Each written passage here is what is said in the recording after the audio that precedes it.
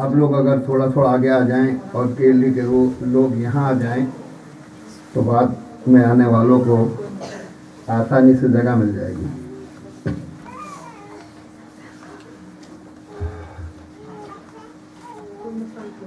رحم اللہ من قرأ الفاتحہ.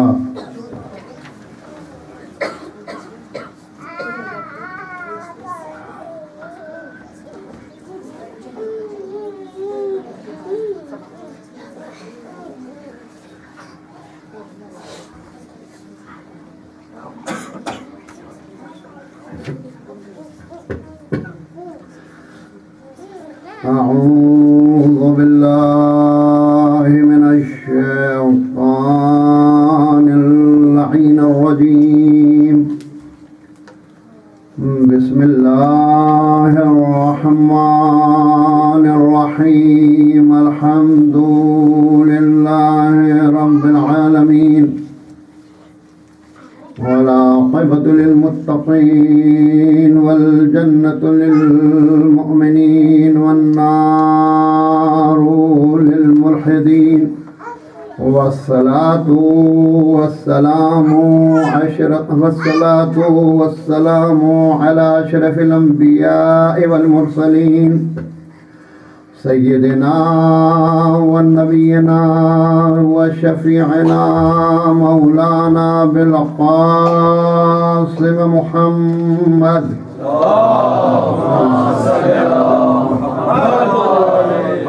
وآله الطيبين الطاهرين المعصومين المظلومين واللعنة الدائمة على قاتليهم وغاصبي حقوقهم ومنكري فضائلهم وعدائهم أجمعين من يومنا هذا إلى قيام يوم الدين.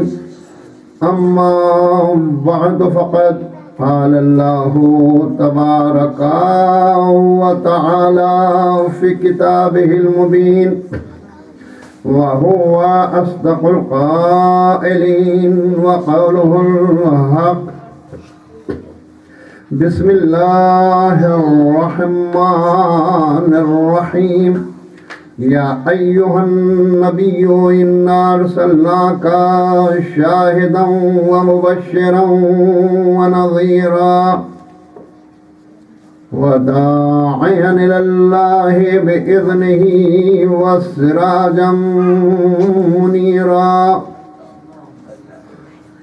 وبشر المؤمنين بأن لهم من الله فضلا كبيرا. صلوات محمد وآل محمد.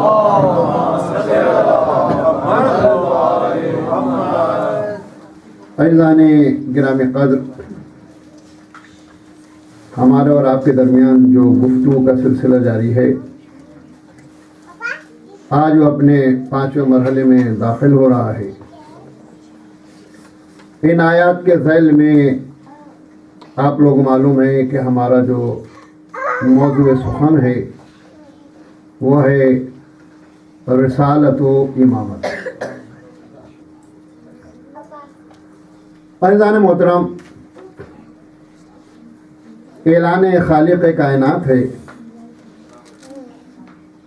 کہ اے نبی، ہم نے آپ کو گواہ بنا کر بھیجا ہے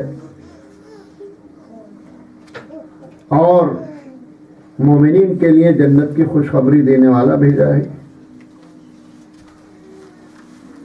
اور عذاب الہی سے ڈرانے والا بنا کر بھیجا ہے اور آپ کو اللہ کے حکم سے اللہ کی طرف بلانے والا ایک روشن چراغ بنا کر بھیجا ہے. اور آپ مومنین کو خوشخبری دے دیجئے کہ اللہ نے یہ ان پر بہت بڑا بہت عظیم فضل کیا ہے. صلوات محمد وآل محمد.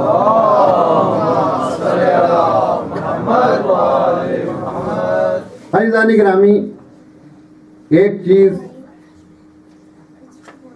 میری اور آپ کی زبان میں بڑی ہوتی ہے، ایک چیز ملک سربراہ کی زبان میں بڑی ہوتی ہے، مثلا میں کہوں کہ فلاں چیز بہت بڑی ہے، بڑی عظیم ہے، تو میری کیپیسٹی کے مطابق وہ بڑی ہوگی، میری معلومات کے مطابق بڑی ہوگی، میری طاقت کے مطابق بڑی ہوگی، میری فکر کے مطابق بڑی ہوگی۔ اور ایک وہ ہے جو یہاں کا گورنر کہے کہ بڑی چیز ہے، تو وہ اس کے حدود اختیار کے لحاظ سے بڑی ہوگی، اور ایک ملک کا پریزیڈنٹ کہے کہ یہ چیز بڑی ہے تو وہ اس کے حدود اختیار کے لحاظ سے بڑی ہوگی۔ تو حضور والا یہ جو کہہ رہا ہے کہ اے نبی مومنین کو خوشخبری دے دو کہ اللہ کی طرف سے یہ ان پر بڑا عظیم فضل و کرم ہے، تو یعنی یہ کون کہہ رہا ہے؟ یہ رب کائنات کہہ رہا ہے، یہ مالک کائنات کہہ رہا ہے، یہ خالق کائنات کہہ رہا ہے۔ تو حضور کوئی انسان نہیں کہہ رہا ہے کہ جس کی معلومات محدود ہو۔ اگر خالق کائنات کسی چیز کو عظیم کہہ رہا ہے تو واقعی عظیم ہے، اور اتنا عظیم ہے کہ ہماری فکر اس تک نہیں پہنچ سکتی ہے، ہماری عقل وہاں تک نہیں جا سکتی ہے، ہمارا علم اس کا پتہ نہیں لگا سکتا ہے، ہماری عقل حیران ہو جائے گی اس کی عظمت کو پانے کے لیے۔ اسی لیے نبی پاک نے فرمایا ہے کہ کسی نے خدا کو نہیں پہچانا میرے اور علی کے علاوہ، اور مجھے کسی نے نہیں پہچانا علی کے اور خدا کے علاوہ، اور علی کو کسی نے نہیں پہچانا میرے اور خدا کے علاوہ۔ تو عزیزان گرامی، یعنی عظمتیں جو بٹی ہوئی ہیں، اور عظمتوں کا علم جو ہے یا خدا کو ہے یا نبی کو ہے یا علی کو ہے۔ تو عزیزان گرامی، اگر عظمت خدا کو سمجھنا ہے تو نبی اور علی کے بغیر سمجھ میں نہیں آئے گی، اور اگر عظمت نبی کو سمجھنا ہے تو علی و خدا کے بغیر سمجھ میں نہیں آئے گی، اگر مقام و منزلت علی کو سمجھنا ہے تو نبی اور خدا کے بغیر سمجھ میں نہیں آئے گا۔ حضور والا علم خدا کتنا ہے، خدا کی توانائی کتنا ہے، خدا کا علم کتنا ہے، خدا کی معرفت کتنی ہے، یہ ہمیں اور آپ کو سمجھ میں نہیں آئے گا۔ یہ علی و نبی کے علاوہ ہم سمجھ نہیں سکتے ہیں۔ اس لیے نبی نے ایک اصول مرتب کر دیا ہے، انا مدینۃ العلم وعلی بابہ، میں شہر علم ہوں، علی اس کا دروازہ ہے۔ یعنی علم خدا لینا ہے، علم نبی لینا ہے، علم رسول لینا ہے، عظمت خدا معلوم کرنا ہے، عظمت رسول معلوم کرنا ہے، تو پھر در علم سے آنا پڑے گا۔ توجہ چاہتا ہوں، علم کے در سے آؤ گے تو تمہیں ملے گا، اور یہ یاد رکھیے گا کہ شرفاء کا طریقہ یہی ہوتا ہے کہ دروازے سے آیا کرتے ہیں۔ حضور والا دروازے سے آتے ہیں، آپ کا کتنا ہی قریبی دوست کیوں نہ ہو، لیکن اگر دیوار پھان کے آئے گا تو آپ کہیں گے کیسے بے شرف ہیں آپ نے ہماری ناموس کا خیال نہیں رکھا، آپ دیوار پھان کے گھر میں آئے ہیں۔ تعلقات اپنے مقام پہ لیکن تہذیب اپنے مقام پہ۔ تو نبی کو سمجھنا ہے تو تہذیب کے دائرے میں سمجھنے کی کوشش کرنا، اس لیے کہ دیواروں سے آنے والے چور کہلاتے ہیں۔ صلوات محمد و آل محمد۔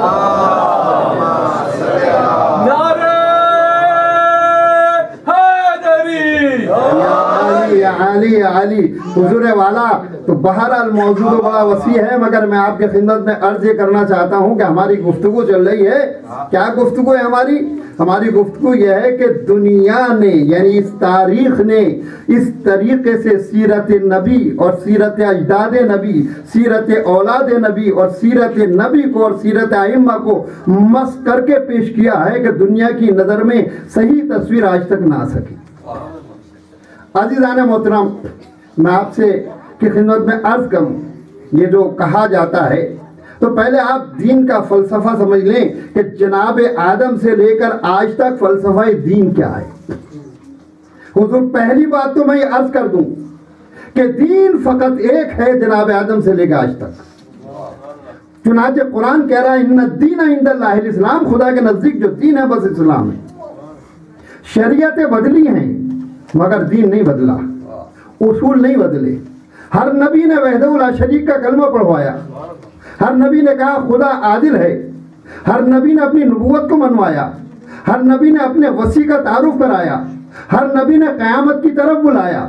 تو حضور والا اصول دین ہمیشہ سے 5 تھے، 5 ہیں، 5 رہیں گے۔ یہ یاد رکھیں، شریعتیں بدلتی نہیں ہیں، اب بیان کرنے کا انداز کچھ بھی ہو جائے لیکن کلمہ ہمیشہ ایک رہا ہے۔ بھائی جناب آدم کا کلمہ کیا تھا؟ لا الہ الا اللہ آدم صفۃ اللہ. جناب نوح کا کلمہ کیا تھا؟ لا الہ الا اللہ نوح نبی اللہ. جناب ابراہیم کا کلمہ کیا تھا؟ لا الہ الا اللہ ابراہیم خلیل اللہ. جناب موسیٰ کا کلمہ کیا تھا؟ لا الہ الا اللہ موسیٰ کلیم اللہ. جناب عیسیٰ کا کلمہ کیا تھا؟ لا الہ الا اللہ عیسیٰ روح اللہ. تو سب کا کلمہ ایک تھا حضور والا. نبیوں کے نام بدلتے رہے کلمہ وہی رہا ہے. کلمہ وہی رہا ہے. حضور والا کلمے کی تشریح بھی کروں گا کسی مجلس میں انشاءاللہ. لیکن میں عرض کرنا چاہتا ہوں فلسفہ دین ہر دور میں ایک رہا ہے. وہ فلسفہ کیا ہے؟ ذرا میرے ساتھ ساتھ چلیے گا، اس لیے کہ ذرا تھوڑا خشک ہوگا اور اس لیے تر کرنے کے لیے خود کچھ کبھی کبھی خشک وادیوں سے گزرنا ہوتا ہے. حضور والا اگر تیکھا کھا کر چٹپٹا کھا کے میٹھا کھائیے تو بڑا مزہ آتا ہے. صلوات محمد وعلی محمد. تو فلسفہ دین کیا ہے دوستو؟ فلسفہ دین کیا ہے؟ دیکھیں میں کبھی اس بات کی فکر نہیں کرتا کہ مجمع میرے سامنے کتنا ہے. میں تو یہ سمجھتا ہوں لاکھوں کا مجمع ہے. اس لیے کہ دیکھنے میں چند ہے تو کیا ہے، ہم تو اس مجمع کو بھی جانتے ہیں جو بغیر دیکھے آتا ہے، نظر نہیں آتا.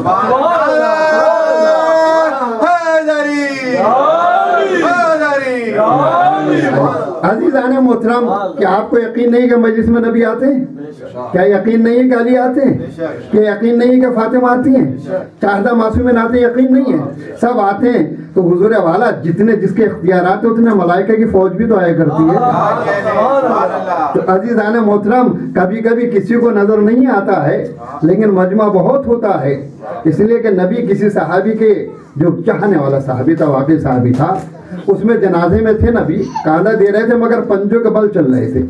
حضور توجہ چاہتا ہوں، بس بات کو آگے بڑھاؤں گا میں، کہ پنجوں کے بل نبی چل رہے تھے. سعد بن معاذ کے جنازے میں تھے، پنجوں کے بل چل رہے تھے. کسی نے پوچھا کہ یا رسول اللہ آپ کو پنجوں کے بل کیوں چل رہے تھے؟ کہا کہ جو میں دیکھ رہا تھا وہ تم نہیں دیکھ رہے.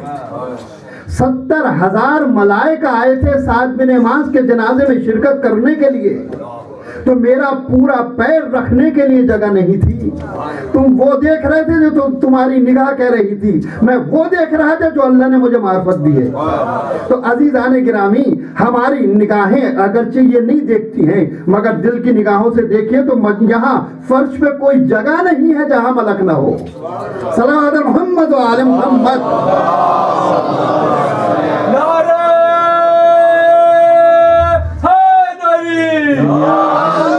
جزاک اللہ جزاک اللہ. تو عزیزان محترم فلسفہ دین کیا ہے؟ فلسفہ دین ہے 5 چیزوں میں پورے دین کا فلسفہ جناب آدم سے لے کر آج تک. پہلا فلسفہ حفاظت دین. پہلا فلسفہ حفاظت دین. دوسرا فلسفہ حفاظت عقل. تیسرا فلسفہ حفاظت جان. حفاظت جان. اور چوتھا فلسفہ حفاظت نسل. توجہ چاہوں گا، چوتھا فلسفہ حفاظت نسل اور 5واں فلسفہ حفاظت مال. جتنے بھی مذاہب ہیں اسی فلسفے میں ناچ رہے ہیں. آپ دیکھ لیں جتنے بھی مذاہب دنیا کے. حضور والا فلسفہ دین. فلسفہ دین کا مطلب کیا ہے؟ فلسفہ دین کا مطلب یہ ہے کہ آپ دیدار ہوں تو دیدار کی پہلی منزل کیا ہے؟ دیداری کی دین کی پہلی منزل کیا ہے؟ مولا کائنات علی ابن ابی طالب علیہ السلام فرماتے ہیں اول الدین معرفتہ. دین کی پہلی منزل معرفت خدا ہے. معرفت خدا ہے. تو معرفت خدا کا پہلا مرحلہ کیا ہے؟ لا الہ الا اللہ. سوائے خدا کے کوئی معبود نہیں ہے. تو پہلا فلسفہ یعنی اقرار خدا. باقی ساری باتیں دین کی اس میں آ جائیں گی. اور دوسرا فلسفہ کیا ہے؟ حفاظت عقل. حفاظت عقل کا مطلب کیا ہے؟ ان تمام چیزوں سے پرہیز کرنا جس سے عقل جاتی رہتی. شراب، ہیروئن وغیرہ وغیرہ تمام چیزوں کی پابندی آ گئی. حضور والا سوچا آپ نے؟ دیکھیے ایک فلسفے میں سب کچھ بیان کر دیا. تیسرا فلسفہ کیا ہے؟ حفاظت جان. قتل و غارت گری کو روک دیا کہ نہ خودکشی کر سکتے ہو نہ کسی کو بے گناہ قتل کر سکتے ہو۔ یہ حفاظت جان ہے عزیزانی گرامی۔ اور پھر چوتھا فلسفہ کیا ہے؟ حفاظت نسل۔ حفاظت نسل جب ہو گیا تو خود بخود زناکاری رک گئی، خود بخود زناکاری حرام ہو گئی۔ حفاظت نسل جبھی تو ہوگی، پاکیزگی جبھی تو ہوگی، طہارت جبھی تو ہوگی۔ عزیزانی گرامی ایک حدیث ہے، سنا دوں آپ کو تاکہ آپ کی سمجھ میں آ جائے، اس لیے کہ جب تک کہ تھوڑا اچار نہ ملائے جائے کھانے میں چٹپٹا پن نہیں آتا۔ تو عزیزان گرامی حفاظت نسل ضروری ہے، طہارت نسل کے لیے حفاظت نسل ضروری ہے۔ اس لیے نبی پاک نے فرمایا ہے کہ جس وقت غور کریں، آپ غور کریں، نبی پاک نے فرمایا ہے کہ علی تمہاری محبت صرف وہی کرے گا کہ جس کی ولادت با طہارت ہوگی۔ توجہ چاہتا ہوں، یعنی جو طاہر الولادہ ہوگا وہی علی کی محبت کرے گا۔ اگر کوئی ایرا غیرہ علی کو نہیں چاہتا تو ہمیں غم نہیں ہے، اس لیے کہ علی کو آپ کی محبت کی ضرورت نہیں ہے، آپ کو ضرورت ہے اپنی طہارت کے اعلان کرنے کے لیے۔ صلوات محمد و آل محمد۔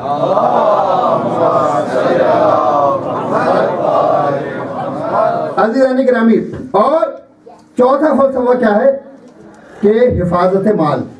چوری خود بخود ختم ہو گئی، غصب خود بخود ختم ہو گیا، لوٹ مار خود بخود ختم ہو گئی۔ تو اس فلسفے پر پورا دین چل رہا ہے۔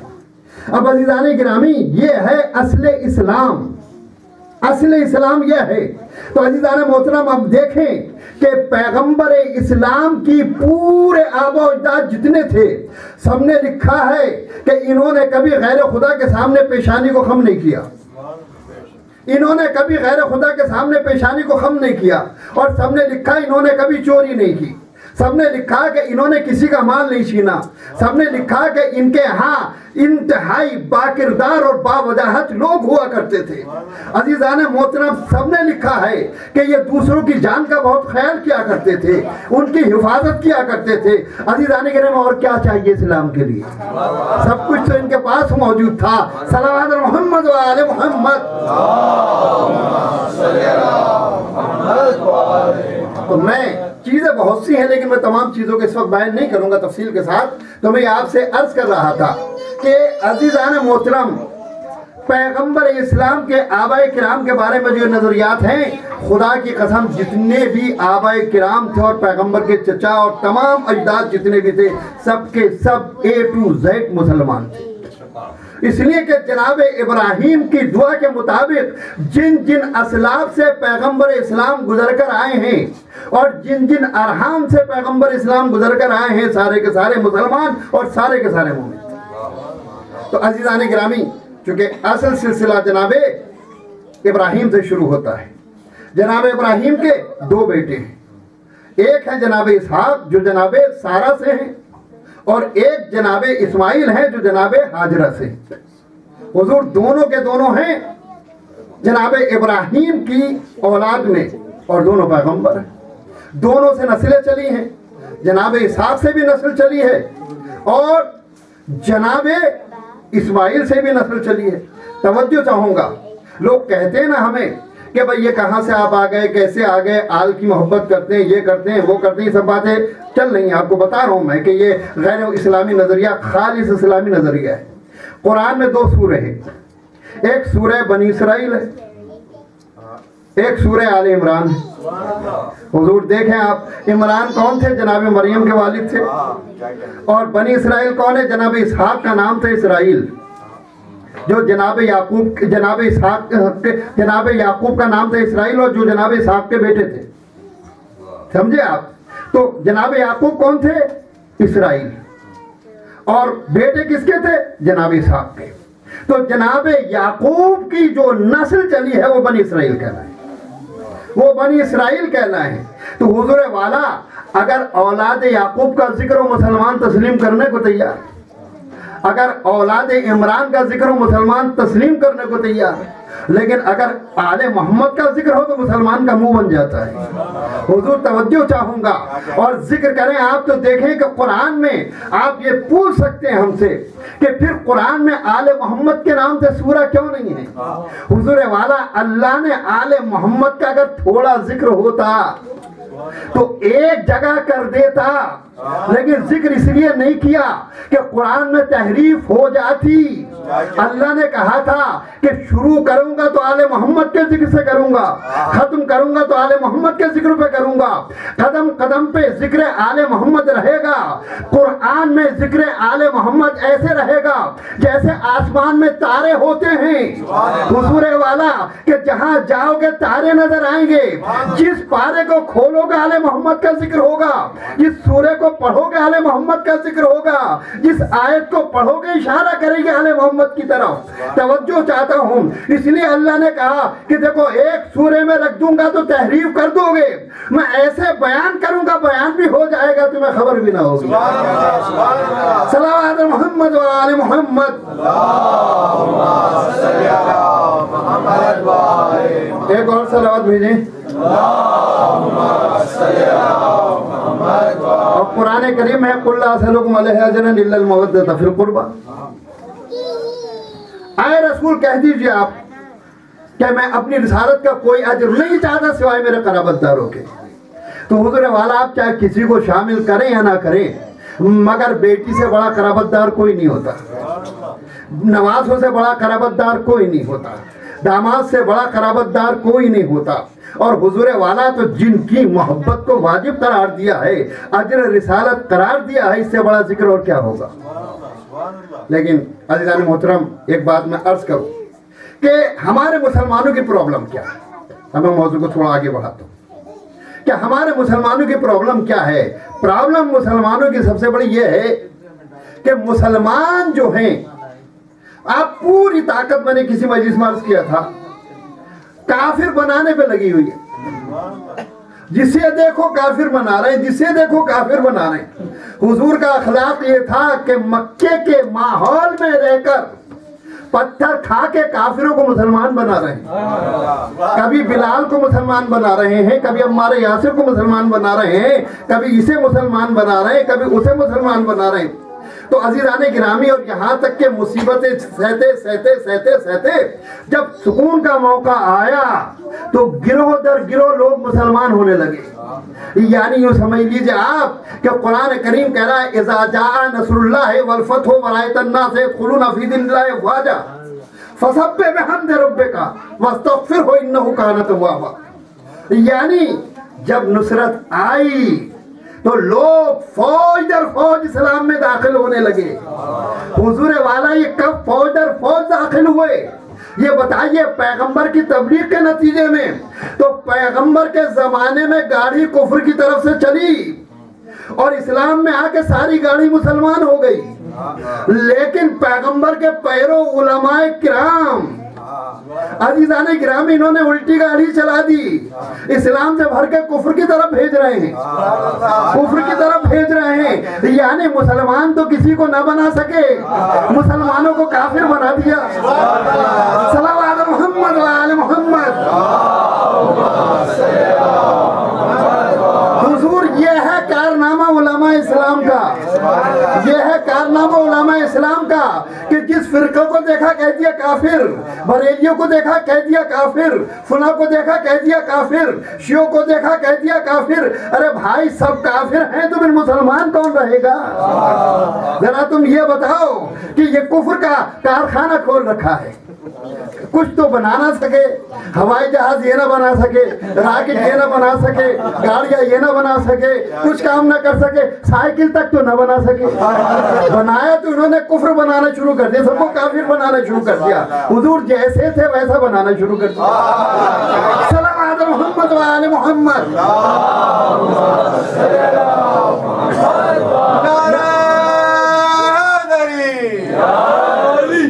تو عزیزان محترم میں آپ سے عرض کروں کہ یہ مسلمانوں کا ایک سلسلہ ہے پورا پکا کا پکا، لیکن ہمیں سوچنا چاہیے کہ اس وقت عالم اسلام سازشوں کا شکار ہے۔ ہمیں آنکھیں کھولنا چاہیے اور سمجھنا چاہیے، فلسفہ اسلام کو سب کے سامنے پیش کرنا چاہیے۔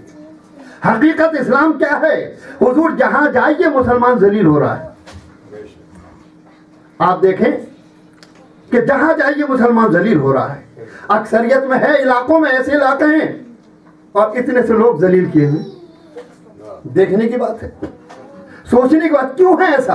اس لیے کہ اپنے فلسفہ سے مسلمان ہٹ گیا ہے، قرآن کی تعلیمات سے مسلمان ہٹ گیا ہے، نبی پاک کی تعلیمات سے ہٹ گیا ہے۔ نتیجہ یہ ہے کثرت ہے مگر کچھ بھی نہیں، کچھ بھی نہیں۔ حضور والا تاریخ مسلمان یہ بتاتی ہے کہ ہم اقلیت میں رہ کے اکثریت میں بھاری رہے ہر دور میں، ہر دور میں۔ دیکھیں آپ کہ یعنی ڈاکٹر اقبال نے اسی کو تو کہا ہے، دشت تو دشت ہے دریا بھی نہ چھوڑے ہم نے، بحر ظلمات میں دوڑا دیے گھوڑے ہم نے۔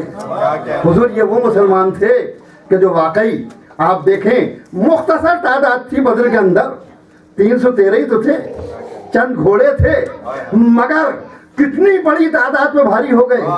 کیوں بھاری ہو گئے حضور والا؟ اس لیے کہ مادی طاقت پہ بھروسہ نہیں تھا، ایمان کی طاقت پہ بھروسہ تھا۔ کافر ہو تو شمشیر پہ کرتا ہے بھروسہ، مومن تو بے تیغ بھی لڑتا ہے سپاہی۔ اور حضور والا آپ میں مسلمانوں سے پوچھتا ہوں، کون مومن تاریخ میں بغیر تیغ کے لڑا ہے؟ مجھے بتاؤ۔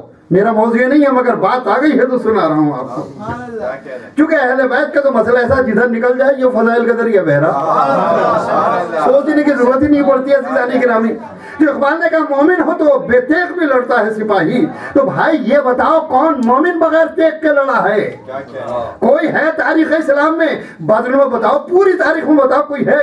حضور ایک ملے گا، ایک ملے گا۔ جب احد کی جنگ بگڑی اور دونوں تلواروں سے مولا لڑ رہے تھے تو ایک ٹوٹی دوسری ٹوٹی، مگر اس کے باوجود علی جو تھے انہوں نے کھجور کو لیا اور اس سے جنگ کی۔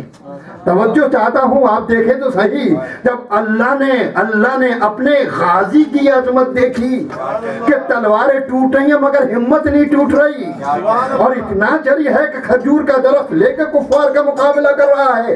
ایک طرف تو وہ غازی ہیں جو غازیانہ انداز سے پہاڑ کو ناپ رہے ہیں، حضور توجہ چاہوں گا، وہ ناپ رہے ہیں اور شیخیں بھی بگا رہے ہیں، میں یوں دوڑا، میں یوں دوڑا، میں یوں کود کے دوڑا، یوں چل کے دوڑا۔ عزیزان گرامی، اور اس کو قیس زنگی پوری نے کیا خوب کہا ہے، وہ کہتے ہیں کہ احد میں کوئی پہاڑ پر ہے، احد میں کوئی پہاڑ پر ہے، نبی کا سینہ سپر ہے کوئی، ہزار دعوے ہو دوستی کے، ہزار دعوے ہو دوستی کے، دیگر دیگر ہے جگر جگر۔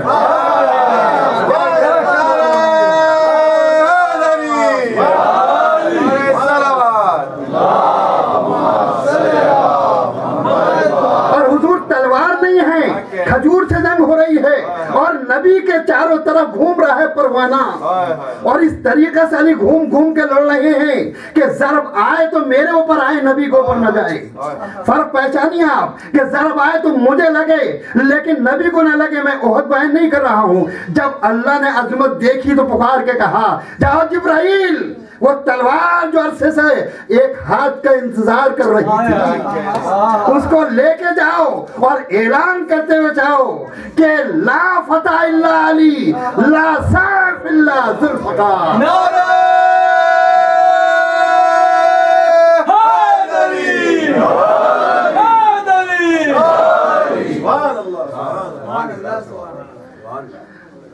تلوار حق نے دی ہے مگر ہاتھ دیکھ کر، تو حضور والا تلوار دی مگر ہاتھ دیکھ کر دی۔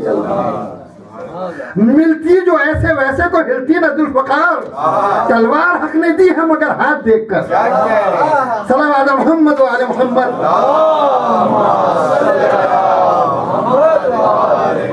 تو عزیزان گرامی میں عرض کر رہا تھا کہ یعنی آپ دیکھیں ہر دور میں نبی نے مصیبتیں اٹھا کر مسلمان بنایا کافروں کو، اور یہ علماء اسلام ہے مسلمانوں کو کفر کی طرف ڈھکیل رہے ہیں، کفر کی طرف ڈھکیل رہے ہیں۔ دنیا کو آج خدا کی قسم دنیا کی طرف سے اسلام کو بہت بڑا چیلنج ہے، اور دنیا کی سازشوں کا شکار ہے اسلام، ہر لحاظ سے اسلام کو بدنام کیا جا رہا ہے۔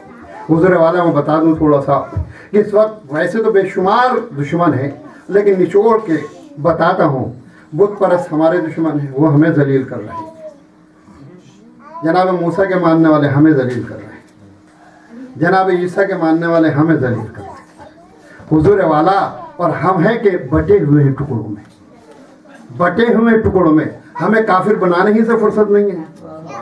تو حضور جب کافر بنانے سے فرصت نہیں تو اسلام کی فکر کسے ہوگی؟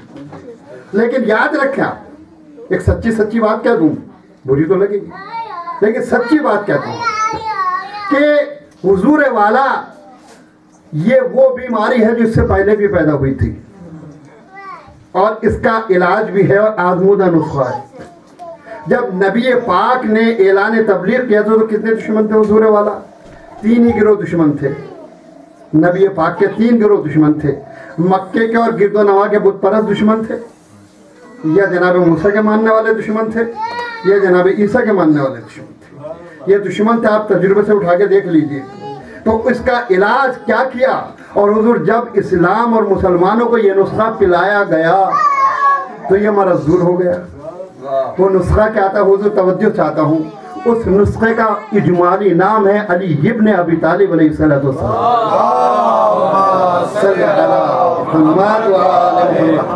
عزیزان گرامی، آپ دیکھ لیں کہ تاریخ اٹھا کے دیکھیں، بدر میں بت پرست تھے کہ نہیں تھے؟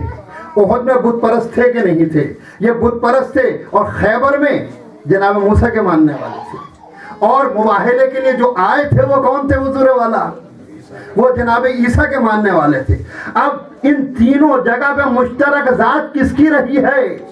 تاریخ اٹھا کے دیکھیے، بدر کا ہیرو بھی علی ہے، احد کا ہیرو بھی علی ہے، اور مباہلے کی اہم ترین شخصیت کا نام بھی علی ابن ابی طالب ہے۔ تو اگر مسلمان چاہتا ہے کہ آج ان بڑے بڑے دشمنوں کا مقابلہ کرے تو آج کے علی کے دامن سے وابستہ ہو جائیے تو خود بخود سارے مسائل حل ہو جائیں گے۔ صلوات محمد و آل محمد۔ اور عزیزان گرامی، یہ خاندان وہ ہے جو نبوتوں کا خاندان ہے، رسالتوں کا خاندان ہے، عصمتوں کا خاندان ہے، طہارتوں کا خاندان ہے، عبادتوں کا خاندان ہے۔ جناب موسیٰ سے لے جناب ابراہیم سے لے کر اب تک کا یہ سلسلہ ہے۔ عزیزان محترم، میں آپ سے عرض کروں کہ جناب ابراہیم کی تمنا کا آپ اندازہ لگائیں، چونکہ مرکز جو ہے جناب ابراہیم ہے، یہ یاد رکھیں۔ جس وقت کے جناب اسماعیل اور جناب ابراہیم کعبے کی دیواروں کو بلند کر رہے تھے تو حضور اعلیٰ کعبے کا مسئلہ ہے، پھر بعد میں آپ سے عرض کروں۔ میں نے کہا تھا کہ کسی مجلس میں عرض کروں گا آپ سے کہ کعبے کی ہسٹری یہ نہیں ہے کہ جناب ابراہیم بانی ہیں، یہ خیال رہے، ظاہرہ عمارت کو کھڑا کیا ہے انہوں نے، لیکن کعبے کی بنا انہوں نے نہیں رکھی ہے۔ غور سے دیکھیں، سنیں آپ میری بات کو۔ کعبہ جس دن زمین کا فرش بچھایا گیا اس دن سے کعبہ ہے۔ جس دن سے زمین کا فرش بچھایا گیا کعبہ اس دن سے۔ سنیں، غور سے سنیں میری مائیں میری بہنیں، کہ غور سے سنیں کہ جس وقت کہ اللہ نے زمین کا فرش خاکی بچھایا تو جناب جبرائیل کو بھیجا نور کا کعبہ لے کر، نور کا کعبہ لے کر بھیجا جناب جبرائیل کو، اور آج جہاں کعبہ ہے وہ نور کا کعبہ تھا۔ توجہ چاہتا ہوں، وہاں نور کا کعبہ بنا ہوا تھا جہاں آج کعبہ بنا ہوا ہے، اور جناب نوح کے طوفان تک وہ نور کا کعبہ رہا، نور کا کعبہ رہا۔ حضور والا ایک بات میں عرض کروں، یہ بتائیے آپ کہ بیت المقدس کسی نے بنایا؟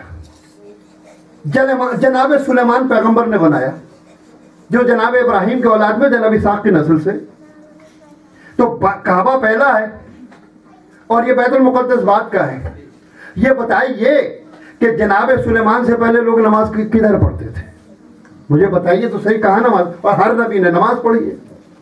تو حضور والا یہ کعبہ ہی تھا جس کی طرف نماز پڑھی جاتی تھی۔ تو یہ نور کا کعبہ تھا، لیکن جب جناب نوح کا سیلاب آیا تو اللہ نے نور کے کعبے کو اٹھا لیا، مگر ہر نبی کو علم تھا کہ کعبہ یہاں ہے، لہذا وہ اسی طرف رخ کر کے نماز پڑھتا تھا۔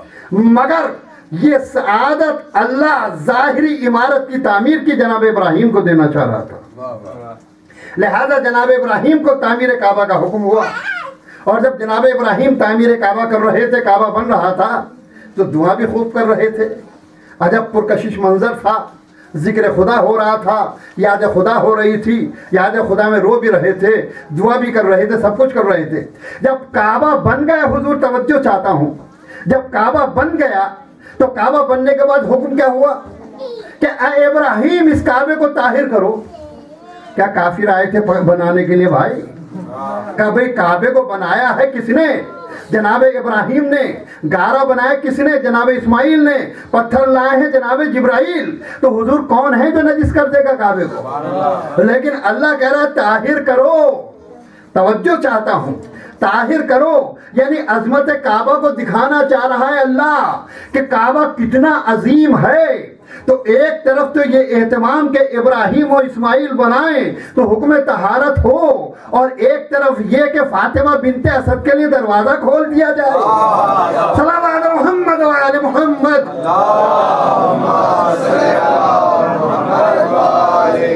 تو عزیزان گرامی آپ سوچیں، آپ عظمت کا اندازہ لگائیں. تو جناب ابراہیم نے جب کعبے کو طاہر کر دیا، کعبہ مکمل ہو گیا، تو کہا آپ کعبے کے اوپر چڑھ جاؤ. آپ نے دیکھا کعبہ جو ہے کتنا اونچا ہے، لیکن جناب ابراہیم وہ ذاتی طور پہ کعبے کے اوپر چڑھے. اور جب کعبے کے اوپر چڑھے تو کہا کہ اب حاجیوں کو بلاؤ، حاجیوں کو بلاؤ حج کے لیے. تو جناب ابراہیم نے، چونکہ نبی ہیں لہذا جناب ابراہیم کے لیے غلطی کا سوال ہی نہیں ہوتا، تو جناب ابراہیم نے کہا حکم خدا ہے، لہذا آواز دی. مگر سوچ رہے کہ یہاں تو کوئی ہے ہی نہیں، کسے پکاروں. مگر جیسے ہی جناب ابراہیم نے کہا، قرآن کی لفظیں اپنی طرف سے کچھ نہیں کہہ رہا، جیسے ہی جناب ابراہیم نے کہا کہ خانہ خدا کی زیارت کے لیے حج کے لیے آؤ، تو تفسیر بتاتی ہے کہ کروڑوں لوگوں کی آوازیں جناب ابراہیم کے کانوں میں آئیں، یعنی یہاں تو کوئی نہیں ہے. تو جناب ابراہیم نے کہا مالک یہاں تو کوئی نہیں ہے، اور اتنی آوازیں آئی ہیں. تو خدا کی آواز کیا آئی کہ قیامت تک جتنے واقعی حاجی، واقعی کی بات کر رہا ہوں میں، قیامت تک جتنے واقعی حاجی آئیں گے سب نے اس آواز پہ لبیک کہا ہے. اور روایت میں ہے کہ واقعی حاجی کوئی ہو ہی نہیں سکتا ہے جس نے کہ جناب ابراہیم کی آواز پہ لبیک نہ کہا ہو.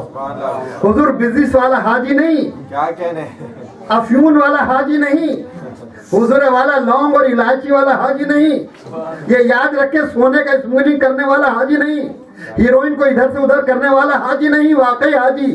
اور واقعی حاجی کی تشریح کی ہے امام باقر علیہ السلام. کسی نے کہا کہ مولا اس سال تو حاجی بہت آئے، اس سال تو حاجی بہت آئے. تو امام نے مسکرا کے کہا کہ یوں کہو لوگ بہت آئے، یہ مت کہو حاجی بہت آئے. کہا مولا کیسے کیسے؟ کہا دیکھنا چاہو کہ واقعی حاجی کو؟ کہا ہاں. کہا دو انگلوں کے درمیان دیکھو. اب جو دو انگلوں کے درمیان دیکھا، سور، کتے، ہاتھی، گھوڑے چاروں طرف گھوم رہے ہیں کعبے کے گھوم رہے. چند لوگ ہیں جو گھوم رہے ہیں. کہا فرزند رسول لوگ تو چند ہی نظر آ رہے ہیں، سب جانور نظر آ رہے ہیں. کہا بس جو چند لوگ نظر آ رہے ہیں وہی حاجی ہیں، باقی سب اپنے اپنی طرف سے آئے. حضور توجہ چاہوں گا، تو یہ وہی حاجی ہیں کہ جنہوں نے حضرت ابراہیم کی آواز پہ لبیک کہی ہے. اور حضور والا بڑے مست ہو کے حاجی طواف کرتا ہے. تو اس موقع میں مجھے ایک شاعر کا قطع یاد آ گیا. آپ لوگ لیکن صلوات تو بھیجیں گا. مسئلہ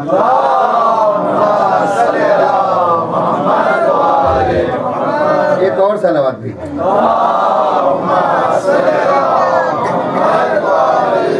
مسلمانوں پہ فرض حج آیا ہے، مسلمانوں پہ فرض حج آیا ہے، طواف کعبہ ایک راز نہاں ہے. مسلمانوں پہ فرض حج آیا ہے، طواف کعبہ ایک راز نہاں ہے. حرم کے گرد پھر کر ڈھونڈتے ہیں، حرم کے گرد پھر کر ڈھونڈتے ہیں، بتوں کا توڑنے والا کہاں ہے.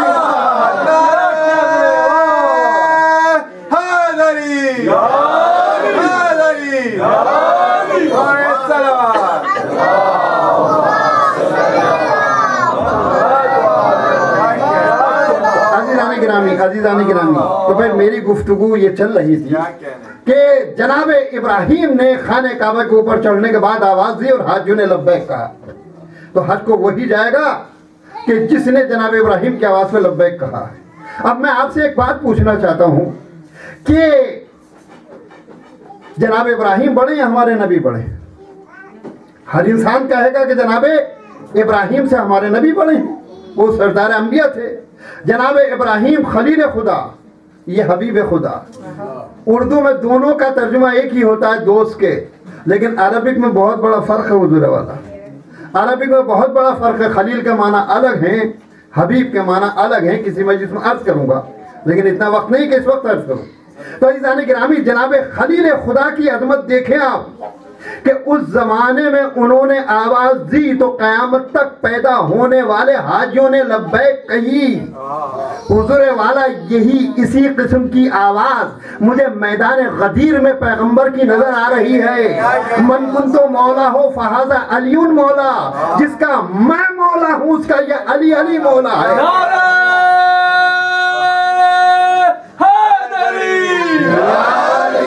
پھر علی کو مولا وہ مان ہی نہیں سکتا ہے جس نے کہ روز غدیر پیغمبر کی آواز پہ عالم ارواح میں لبیک نہ کہی ہو۔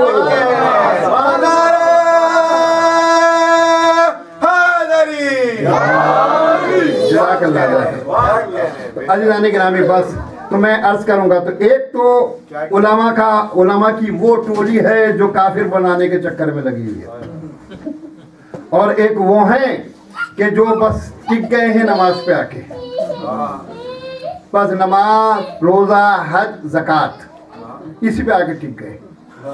حضور والا نماز کو بیان کریں گے خوب شد و مت کے ساتھ، مگر اسے بھول جائیں گے جس نے نماز کو قائم کیا ہے۔ شد و مت کے ساتھ روزے رکھیں گے، مگر اسے بھول جائیں گے جو رمضان میں پیدا ہوا ہے۔ عزیزان گرامی، کعبے کا خوب جھوم جھوم کے طواف کریں گے، مگر اسے بھول جائیں گے جو کعبے میں پیدا ہوا ہے۔ اندازہ لگائیں آپ، تو ان کی لائن ریل چلی، اور ریل چلنے کے بعد جو ہے صرف عبادات پہ آگے ٹک گئی، آگے نہیں بڑھی۔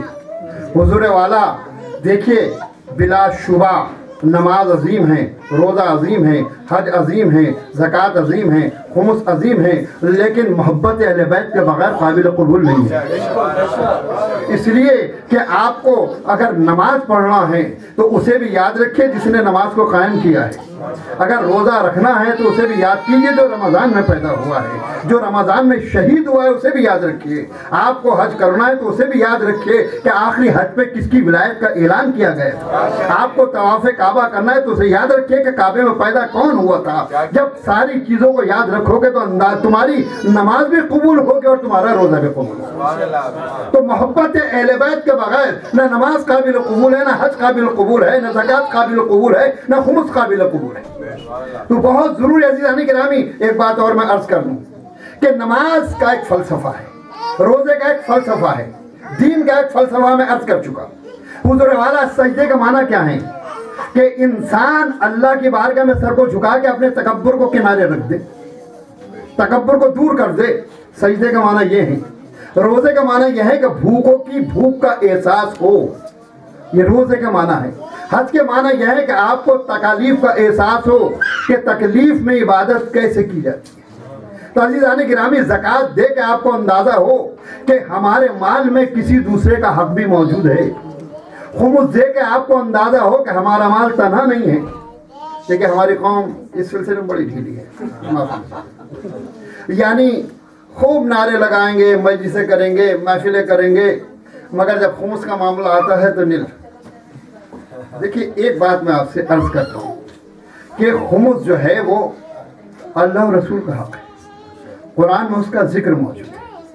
قرآن میں خمس کا ذکر، خمس بھی کہا جاتا ہے، خمس بھی کہا جاتا ہے۔ ممکن کوئی مولانا خمس کر رہے تھے، اصل لفظ خمس ہے۔ خمس جو ہے غلط ہے، لیکن عوام میں چونکہ جاری ہو گیا لہذا خمس بھی صحیح مانا جائے گا، لیکن صحیح ورڈ ہے خمس۔ تو عزیزان گرامی، یہ ہے واجب، اللہ اور رسول کا حق ہے، اہل بیت کا حق ہے۔ خمس جو ہے اس کے دو حصے ہوتے ہیں، خمس کے دو حصے ہوتے ہیں، ایک امام کا حصہ ہوتا ہے، ایک مومن غریب مستحق سعادت کا حصہ ہوتا ہے۔ اور بس میں یہ بیان کر رہا ہوں آپ سے، اس لیے بیان کر رہا ہوں کہ نماز کے لیے ضروری ہے کہ لباس جو ہے آپ کا، جہاں بہت سے شرائط ہیں وہاں آپ کا لباس غصبی نہ ہو۔ حج کے لیے ضروری ہے کہ آپ حج کو جائیں تو آپ کا مال غصبی نہ ہو، یہ خیال رہے۔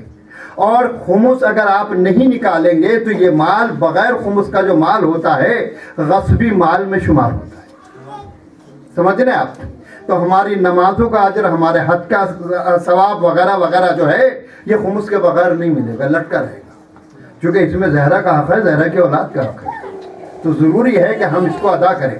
اور دیکھیے اس کا میں آسان سے فلسفہ آپ کو بتاتا ہوں، باقی مسائل آپ مجھ سے پوچھتے رہیے گا کہ اس کا آسان سے فلسفہ. دیکھیے کچھ لوگ وہ ہوں گے کہ جنہوں نے ابھی تک خمس نہیں نکالا، وہ بیٹھیں گے تو میں ڈیٹیل سے بیان کروں گا، لیکن سرے دست وہ خمس آج سے نکال سکتے ہیں. ماضی کا حساب بعد میں کر لیجیے گا، مجھ سے پوچھ لیجیے گا، میں بھی تندرست ہوں. لیکن سرے دست کیا ہے، آپ معین کیجئے کہ ہمارا سال جو ہے آج ہی سوچ لیجئے کہ آج اینڈ ہو رہا سال کا، آج آپ کے سال کا اینڈ ہو رہا ہے. گھر میں جا کے دیکھیے کہ کھانے پینے کی چیزیں اور وہ چیزیں جو استعمال سے گھٹتی ہیں کتنی ہیں. ایک لمسم آئیڈیا لگا لیجئے کہ ہمارے گھر میں جو جنس ہے، صابن ہے، دال ہے، آٹا ہے، نمک ہے، مرچ ہے، مسالے ہیں، گروسری ہے، یہ کتنی ہے. آپ نے ایک اندازہ لگایا کہ $200 کی ہوگی اس وقت. بینک بیلنس دیکھیے گا کتنا ہے. اور پھر کل چونکہ آپ خمس نکالیں گے، کل جو آپ کا قسط وغیرہ دینا کل ضروری ہے، کل ضروری ہے. یوں تو ہر گھر مورگیج پہ ہوتا ہے یہاں تو وہ نہیں، لیکن جو کل ضروری ہے، کسی کا قرض دینا کل ضروری ہے، وہ جو کل ضروری ہے اسے دینے کے بعد دیکھیے آپ کے پاس کتنا پیسہ بچا. تو آپ نے دیکھا کہ آپ کے پاس جو ہے سب کچھ لے دے کے حساب کر کروں کہ $500 بچے. تو $500 میں $100 خمس کے ہوئے. ان $100 خمس میں 50 امام زمان علیہ السلام کا ہے اور 50 سادات کا ہے. صلوات محمد و آل محمد.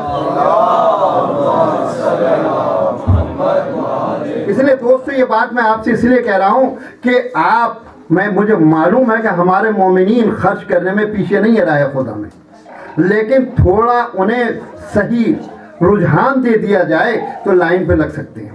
تو عزیزان محترم، آپ لوگ اگر اس طریقے سے نکالیں گے تو آپ کی نمازیں بھی قبول ہیں، حج بھی قبول ہے، زکوٰۃ بھی قبول ہے، ساری چیزیں. اور رہی ماضی کی بات، تو اگر میں بیان کرنا شروع کروں گا ماضی کے خمس کیسے نکالا جائے گا تو سارا وقت گزر جائے گا. تو لہٰذا آپ لوگ مجھ سے پوچھ سکتے ہیں، اور اتفاق سے یعنی یہ خبر مجھے ملی ہے کہ مجلس کے بعد کھانا مجھے یہیں کھانا ہے، تو لہٰذا کھاتے وقت بھی آپ پوچھ سکتے ہیں. تو بہرحال تو عزیزان محترم دیکھیں، ایک میں نقطہ آپ کو بیان کر دوں. بہت سی چیزیں ہمارے جو ذہن میں آتی ہیں، توجہ چاہوں گا، ہم لوگ سوچتے نہیں ہیں، توجہ نہیں کرتے ہیں. تو اصل چیز کیا، اصل چیز یہ ہے، غور کریں ہم کہ دیکھیے یہ حق ہے اہل بیت کا. اگر آپ جہالت کی بنا پر نہیں دے پائے، خبر نہ ہونے کی بنا پر نہیں دے پائے، لیکن حضور والا مثال کے طور پہ اب آپ کسٹم پہ چیکنگ ہو رہی ہے آپ کی، اور وہ چیز جو منع ہے چاہے آپ نے جان کے رکھی ہو چاہے کسی نے آپ کی جیب میں رکھی ہو، لیکن جب جو چیز آپ کے پاس نکلے گی جرم آپ کو اوپر عائد ہوگا. سچ بتائیے گا.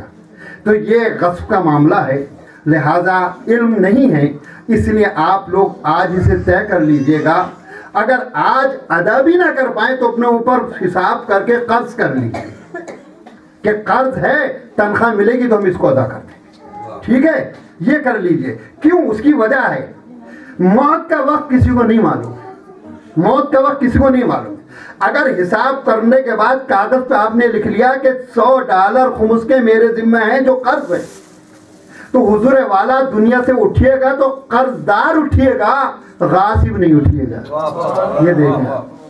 یہ دیکھیے آپ. تو حضور والا قرض دار کو تو مولا معاف کر سکتے ہیں، غاصب کا معاف ہونا بڑا مشکل کام ہے. تو بس آپ سے میں نے عرض کیا، باقی باتیں انشاءاللہ بیان کرتا رہوں گا، چونکہ میرا انداز تقریر یہ ہے کہ میں جہاں ہنساتا ہوں اور رلاتا بھی ہوں، جہاں خوش کرتا ہوں اور ڈراتا بھی ہوں، اس لیے کہ دونوں لذتیں آپ کو ملتی رہیں، کیونکہ نبی کا غلاموں کا غلام ہوں عزیزان گرامی. وہ نبی جسے بشیر و نذیر بنا کے بھیجا گیا ہے، خوشخبری بھی دینے والا ہے اور ڈرانے والا بھی ہے. تو حضور والا فضائل بیان کر کے خوش کر دیا کرتا ہوں، مسائل بیان کر کے ڈرا دیا کرتا ہوں. صلوات محمد و آل محمد.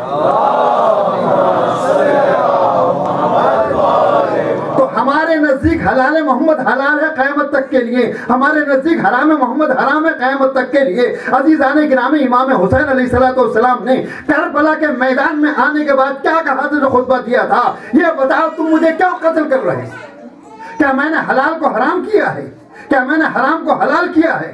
کیا دین کو بدلا ہے؟ کیا کسی کا حق چھینا ہے؟ کیا کسی کو قتل کیا ہے؟ کیا کسی پہ ظلم کیا ہے؟ تو ساری فوج یزید نے ایک زبان ہو کے کہا تھا کہ حسین آپ نے کوئی جرم نہیں کیا، کوئی جرم نہیں کیا، لیکن جب تک یزید کی بیعت نہ کرو گے چھوڑیں گے نہیں۔ کہ لا حول ولا قوت الا باللہ۔ فاطمہ کے لال کو تو موت سے ڈرا تھا۔ موت کی مجھے فکر نہیں ہے، مجھے فکر ہے کہ میں دین خدا کی نصرت کرتا ہوا دنیا سے جاؤں۔ آج کی تاریخ جناب اونو محمد سے منسوب ہے۔ حضور والا کون؟ اونو محمد جو ثانیہ زہرا جناب زینب کبریٰ کے بیٹے تھے۔ جب شب عاشور آئی، امام حسین علیہ السلام نے امتحان لیا اور سارا امتحان لے لیا۔ کہا کہ چلے جاؤ جسے جانا ہو، یزید میرے خون کا پیاسا ہے، مجھے قتل کرنا چاہتا ہے، تم سے کوئی سروکار نہیں، میں اپنی بیعت ہٹائے لیتا ہوں، تم لوگ چلے جاؤ، چلے جاؤ۔ عزاداران محترم، اتنا عظیم لیڈر، اتنا عظیم رہبر پوری کائنات میں نہیں دیکھا ہوا۔ کہا میں نے بیعت اٹھا لی، تم چلے جاؤ۔ کوئی نہیں گیا۔ حسین نے چراغ گل کر دیا۔ کہا اگر روشنی میں جاتے ہوئے شرم آتی ہے تو اندھیرے کی آڑ میں چلے جاؤ، مگر مجمع جمع ہوا ہے۔ کہا اگر تنہا جاتے ہوئے شرم آتی ہے تو میرے ایک ایک رشتہ دار کا ہاتھ پکڑ کے لے جاؤ، اور آگے چل کے تشریح کی، کوئی عباس کا ہاتھ پکڑ کے لے جاؤ، کوئی علی اکبر کا ہاتھ پکڑ کے لے جاؤ، کوئی اونو محمد کا ہاتھ پکڑ کے لے جاؤ، مجھے اکیلا چھوڑ دو۔ ہائے ہائے، خدا کی قسم، جب شمع جلی تو سب کے سب بیٹھے ہوئے تھے۔ عزیزان محترم، میں نے ایک شعر کہا ایسے موقع پر، یہ میرا شعر ہے کہ بدل دی آپ نے فطرت حسین پل بھر میں، بدل دی آپ نے فطرت حسین پل بھر میں، بجھے چراغ پہ پروانے بے شمار رہے۔ عزیزان گرامی، یہ شمع امامت کی شان تھی کربلا میں، کہ تو آپ نے دیکھا ہے کہ شمع روشن ہوتی ہے تو پروانے رہتے ہیں، لیکن یہ شمع امامت کربلا میں چل رہی تھی کہ چراغ گل ہو گیا لیکن پروانے امامت کے جمع ہیں۔ اللہ اللہ، امام حسین علیہ السلام نے جب یہ فرمایا کہ میرے ایک ایک رشتہ دار کا ہاتھ پکڑ پکڑ کے لے جاؤ، تو جناب عباس کھڑے ہوئے، کہا مولا مولا، کیا آپ کو امید ہے کہ عباس آپ کو نرغہ آدم میں تنہا چھوڑ کے جائے گا؟ میرے مولا کے بابا نے اسی دن کے لیے مجھے مانگا تھا اللہ سے کہ جب مصیبت پڑے تو میں آپ کو تنہا چھوڑ کے چلا جاؤں۔ اس کے بعد مولا روتے ہوئے کہتے، جناب عباس رو رو کے کہتے ہیں کہ آقا اگر 70 مرتبہ مجھے جلایا جائے اور 70 مرتبہ زندگی دی جائے، میری لاش کے ٹکڑے ٹکڑے کر کے جلایا جائے، اور پھر مجھ سے پوچھا جائے کہ عباس کس پر جان کو قربان کرو گے، تو خدا کی قسم میرے آقا حسین، میرے مولا حسین اپنی جان کو آپ کے اوپر قربان کر۔ اجرکم اللہ۔ امام حسین علیہ السلام نے اس کے بعد امام نے خیام کا جائزہ لینا شروع کیا۔ جب امام حسین جناب زینب کے خیمے کے باہر پہنچے، دیکھا کیا دیکھا کہ دونوں شہزادوں کو زینب بٹھائے ہوئے ہیں۔ عزادارو تصور شرط ہے، ہر ماں کو تمنا ہوتی ہے کہ بچے زندہ رہیں، ہماری نسل چلے گی، لیکن یہ زینب کا حوصلہ تھا، میری ماں میرے بہنوں تمہیں زینب کی محبت کی قسم توجہ سے سننا۔ ہائے ہائے، جناب زینب بچوں کو بٹھائے ہوئے ہیں، اور بٹھانے کے بعد کہہ رہی ہیں اے اونو محمد تمہیں معلوم ہے آج کیا شب ہے؟ کہا مادر گرامی شب عاشور ہے۔ کہا تمہیں معلوم ہے کل قربانی کا دن ہے؟ کہا مادر گرامی اچھی طرح معلوم ہے۔ کہا معلوم ہے تم کس کے پوتے ہو؟ کہا ہاں ہم جعفر طیار کے پوتے ہیں۔ کہا معلوم ہے تمہیں کس کے نواسے ہو؟ کہا حیدر کرار کے نواسے ہیں۔ کہا معلوم ہے تمہیں کس کے بھانجے ہو؟ کہا حسین کے بھانجے ہیں، حضرت عباس کے بھانجے ہیں۔ کہا یاد رکھنا ہر طرف سے شجاعت ملی ہے، کل کو تم دیکھ رہے ہو کہ اپنے تو اپنے غیر بھی اس کوشش میں ہے کہ سب سے آگے بڑھنے کے بعد قربانی دے دیں۔ ارے میرے بچوں، ایسا نہ ہو کہ حسین کے بچے قربان ہو جائیں اور تم بعد میں جاؤ۔ یاد رکھنا بنی ہاشم میں سب سے پہلے تمہارے جنازے آنے چاہیے۔ نہ سنا جائے گا عزادارو کتنا سخت مرحلہ ہے۔ حسین رونے لگے، آنسو پوچھے، روتے ہوئے اللہ کی بارگاہ میں کہ مالک کتنا بے کس ہے حسین کہ میری دکھیاری بہن اپنے چاند سے بچوں کو قربان کر رہی ہے۔ اجرکم اللہ، خدا آپ کو کسی غم میں نہ رلائے سوائے غم اہل بیت کے عزادارو۔ امام حسین روتے، صبح عاشور نمودار ہو گئی، حسین نے صاحب کی میتوں کو اٹھایا، انصار کی میتوں کو اٹھایا۔ اب جناب زینب نے کہا محمد جاؤ، اصحاب کا خاتمہ ہو گیا، انصار تمام ہو گئے، ایسا نہ ہو کہ بنی ہاشم سے کوئی چلا جائے، سب سے پہلے تمہیں جانا ہے۔ اللہ اللہ، محمد آئے ہاتھ جوڑے ہوئے، مامو جان اذن جہاد دے دیجئے۔ حسین نے سر سے لے کے پیر تک دیکھا، کہا بچوں میں کس دل سے تمہیں مرنے کی اجازت دوں؟ کوئی بھائی ایسا ہوگا جو اپنے ہاتھوں سے بہن کا گھر اجاڑے گا؟ جاؤ بچوں واپس چلے جاؤ، ہم تمہیں اجازت نہیں دیں گے۔ اللہ اللہ، محمد آئے، گردنیں جھکی ہوئی ہیں۔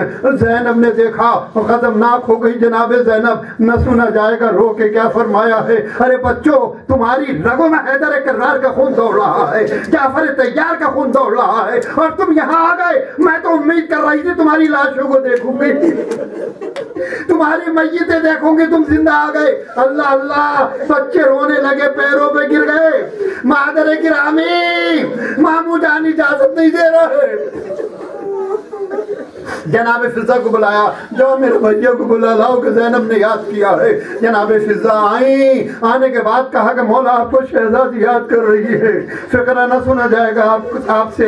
امام حسین نے کیا ارشاد فرمایا؟ روتے ہوئے فرمایا، اے فضا مجھے معلوم ہے کہ زینب نے مجھے کیوں بلایا ہے، فضا تم ہی بتاؤ میں کیسے اجازت دوں۔ اللہ اللہ، پس پردہ سے ثانیہ زہرا کی آواز آئی، بھیا آپ کو ماں کے حق کی قسم، میرے بچوں کو اجازت۔ اللہ اللہ، یہ جملہ سنا، حسین دہاڑے مار کے رونے لگے۔ ارے زینب، اب تم نے وہ قسم دلائی ہے کہ حسین کچھ نہیں کر سکتا۔ اور محبت عزادارو، اجازت لی، ماموں کے پیر چھوئے، گھوڑے پہ سوار ہوئے، میدان قتال کی طرف بڑھے۔ حسین دعا کر رہے ہیں۔ زینب نے فضا سے کہا مجھے بتانا، جیسی خبر ملے میں سجدہ شکر کروں گی کہ میرے بچے شہید ہو گئے۔ عزادارو، یہ کوئی ماں ہوگی جو بچوں کی شہادت پہ سجدہ شکر کرے؟ اللہ اللہ، جناب محمد لوٹتے ہوئے پسر سعد کے خیمے تک پہنچ گئے۔ خیمے میں نیزہ مار کے کہا سعد کے بچے آ جاؤ، ہم حسین کے بھانجے محمد ہیں، ہمارے مقابلے پر آ۔ پسر سعد نے آواز دی، ارے حسین کے بچے میرے خیمے تک پہنچ گئے، تم لوگ کہاں ہو؟ چاروں طرف سے بچے گھرے، کوئی تیر مار رہا ہے، کوئی تلوار مار رہا ہے، کوئی نیزہ مار رہا ہے۔ ایک بھائی گھوڑے سے زمین پہ آیا، آواز دی مامو جان سلام آخر کو قبول کیجئے۔ اس کے بعد فوراً ہی دوسرا بھائی نیچے آیا، آواز دی مامو جان سلام آخر کو قبول کیجئے۔ اس آواز کو عباس نے بھی سنا، حسین نے بھی سنا، فضا نے بھی سنا، علی اکبر نے سنا۔ جیسے ہی اس آواز کو سنا، دوڑے ہوئے آئے امام کی خدمت میں۔ شاعر نے کہا ہے، حضرت سے عرض کی علی اکبر نے دوڑ کر، حضرت سے عرض کی علی اکبر نے دوڑ کر، مارے گئے حضور پھوپھی جان کے پسر، رنگ اڑ گیا، ارے رنگ اڑ گیا حسین کا سنتے ہی یہ خبر۔ فرمایا ہائے، فرمایا ہائے، لٹ گیا بے کس بہن کا گھر، ہم رہ گئے بڑھاپے میں آنسو بہانے کو۔ ارے عباس آؤ، بچوں کے لاشیں اٹھا لے۔ اجرکم اللہ، خدا آپ کو کسی غم میں نہ رلائے۔ جناب امام حسین آگے آگے، جناب عباس پیچھے پیچھے، بچوں کی میتوں پہ پہنچے۔ ہائے ہائے، لاش کے ٹکڑوں کو لیا، پیشانی کو چوما حسین نے، میرے بھانجے تم نے حق سے نصرت ادا کر دیا۔ فضا نے بتایا شہزادی حسین اور جناب عباس لاشیں لا رہے ہیں، لاشیں لا رہے ہیں۔ اللہ اللہ، میں کہوں گا میرے مولا حسین، اون محمد کا غم عظیم غم ہے، لیکن جب اون محمد کی میتیں اٹھائی تو کم از کم عباس جیسا بھائی موجود تھا کہ جس نے مدد کی۔ لیکن ہائے، جب علی اکبر کا جنازہ اٹھائیں گے تو کوئی بھی نہ ہوگا، تنہا فاطمہ کا لال अजरुकुम अल्लाह, खुदा आपको किसी गम में न रुलाए सिवाय गम अहले बैत के अज़ादारों। रोइए और दिल खोल के रोइए। हाय मैयत आई, जनाबे ज़ैनब एक बड़े खेमे में है, बीवियों ने चारों तरफ से ज़ैनब को घेरा, दोनों मैयतों को लिटाया गया अज़ादारों। जब लिटाया सारी बीवियां रो रही थी मगर ज़ैनब नहीं रो रही थी। अज़ादारों ज़ैनब नहीं रो रही थी, बल्कि ज़ैनब ने एक हाथ औन की मैयत पर रखा, एक हाथ औन की मैयत पर रखा, एक हाथ मोहम्मद की मैयत पर रखा। क्या फरमाए, बच्चों बच्चों तुम्हारा शुक्रिया, माँ के लिए तुम फख्र का सबब बने कि शहजादी फातिमा के सामने कम से कम ज़ैनब अपना चेहरा दिखा सकती। अजरुकुम अल्लाह, खुदा आपको किसी गम में न रुलाए। ज़ैनब रोज़े आशूर भी नहीं रोई, ज़ैनब ओन मोहम्मद को शाम गरीमा में भी नहीं रोई। ज़ैनब ने जब जब जब करबला को छोड़ा जब भी ज़ैनब नहीं रोई। ज़ैनब शाम में भी ओन मोहम्मद को नहीं रोई। ज़ैनब जब मदीने पलट के आ गई ओन मोहम्मद को नहीं रोई, हुसैन को रोई, अली अकबर को रोई, अली असगर को रोई, जनाब कासिम का मातम किया। मगर अज़ादारों एक मौका है जब ज़ैनब के सब्र का पैमाना भर गया। वो कब है कि जब पलट के जनाब अब्दुल्ला के घर में आई हैं, बस न सुना जाएगा अज़ादारों। हाय हाय, जब जनाब ज़ैनब उस हुजरे में गई हैं जिसमें कौन मोहम्मद सोते थे, जैसे ही खाली पलंग देखे ज़ैनब को गश आ गया। अरे मेरे बच्चों, तुम करबला में सो रहे हो, मदीने में तुम्हारे बिस्तर।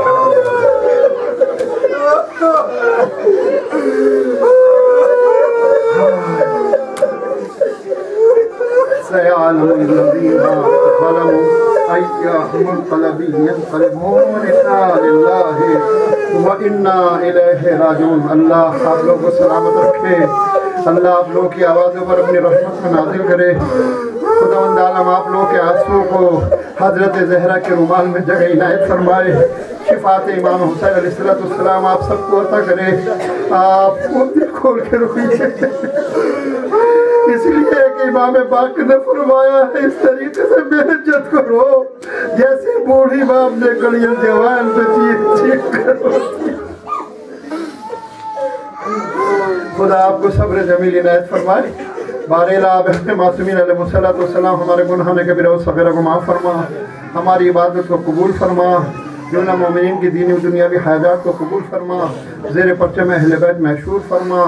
Barela Pakistan, Afghanistan, Bahrain, Iraq, Yemen, शाम, सऊदी अरब और जहाँ जहाँ मोमिनीन बारेला सबकी हिफाजत फरमा।